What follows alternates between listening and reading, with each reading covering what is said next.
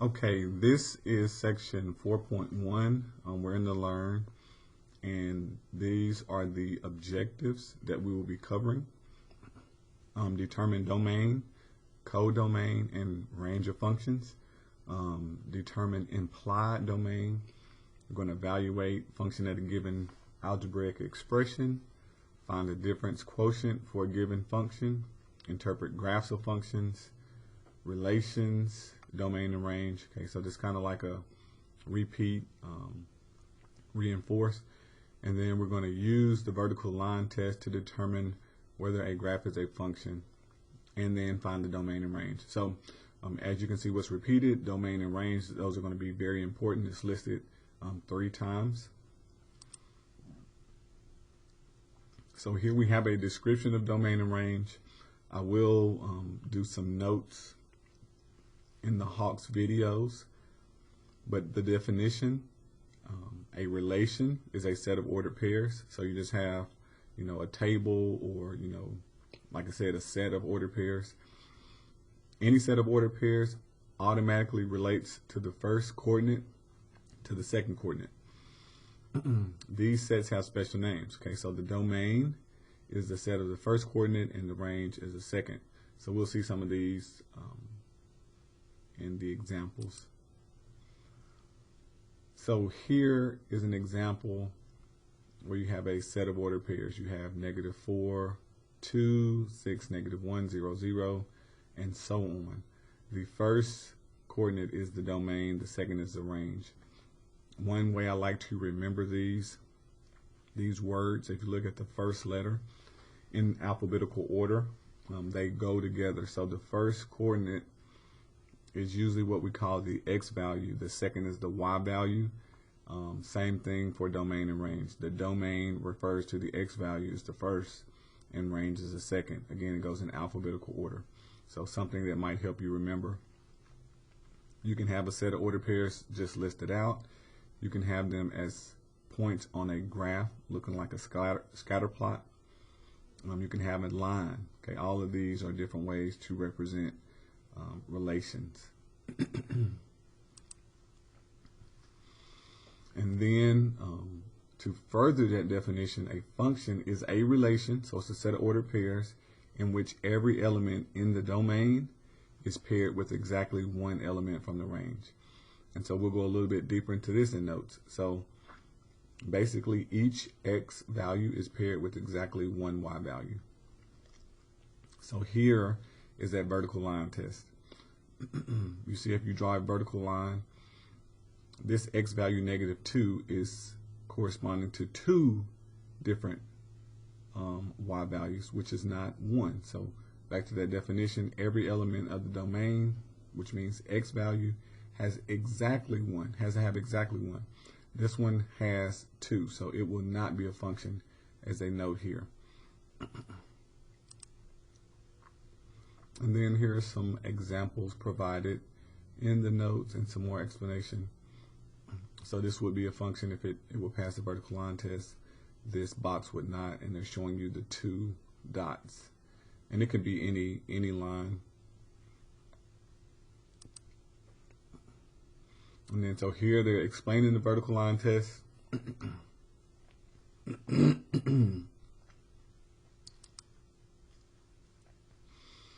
And then we can see some examples of the vertical line test with a scatter plot, with an actual line graph. Okay, this one fails. It hit 3 times instead of exactly 1.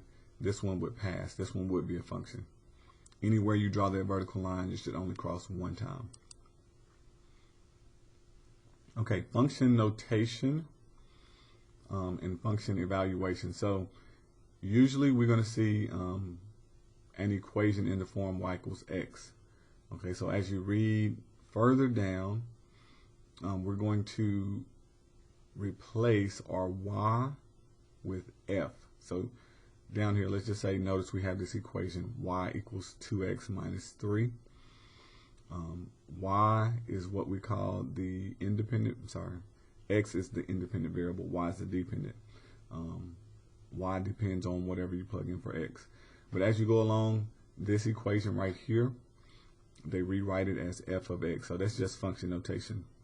The f of x is the same as the y value. They will do things like this, which means we're going to use this function 2x minus 3, and we're going to plug in a 4. So this is just a notation that says we're going to let x be 4, evaluate it, and then so f of 4 means when x is 4, the y value is 5. Okay, so they show you how to read it. F of 4 equals 5. So function notation is not anything different. It's just a different notation, a different way to write an equation or function in that matter. So this is a little bit of the history of who did the background work with the functions. Some more examples of functions. Some examples with technology, which I'll be using a lot of this when we do the videos in Hawks. And some more examples. So they want you to find the function value, which we'll do this as well, from a graph. And here we're noticing that x is 0. So on your x-axis, your Cartesian coordinate plane, you're going to go to the very center where x is 0, and then trace up and down and see where does that intersect with your graph. So right here. So the f of 0 would be -1, and they'll show you that here. And that also corresponds to an ordered pair. X is 0, y is -1. Here's some caution and warning. Some more examples. So this is going over the name is escaping me for right now. The difference quotient. This is the difference quotient. It's very complex as far as notation, but once you begin practicing on it, you'll see how it works. And again, I will do this for you in Hawks and explain it.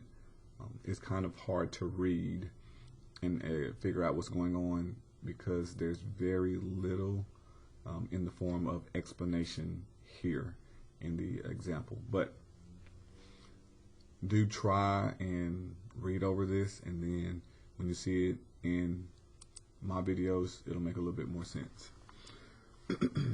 So here's domain and codomain notation.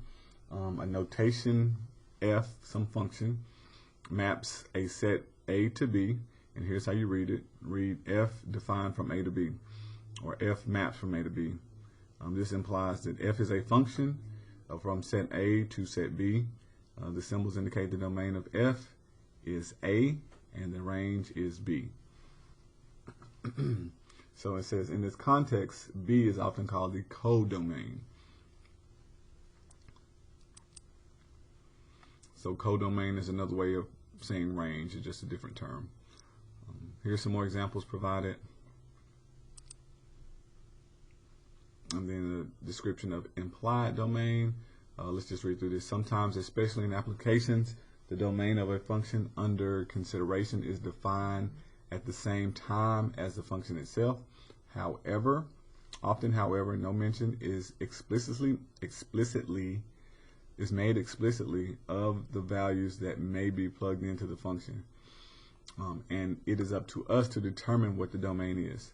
In these cases, the domain of the function is implied by the formula used in the definition. It is assumed that the definition of the function consists of all those real numbers at which the function can be evaluated to obtain a real number. This means, for instance, that any value for the argument that result in division by 0 or even root of a negative number must be excluded from the domain. So just basically, in real world scenarios, sometimes your domain will be restricted. Like if we're doing a measurement, we won't use negative numbers. And of course, those rules, we can't divide by 0. We can't take the square root of a negative. We have to understand to remove those from the domain.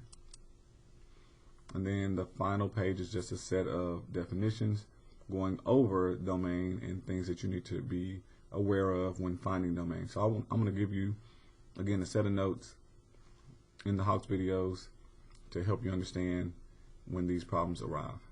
All right, so let's jump over to Hawks.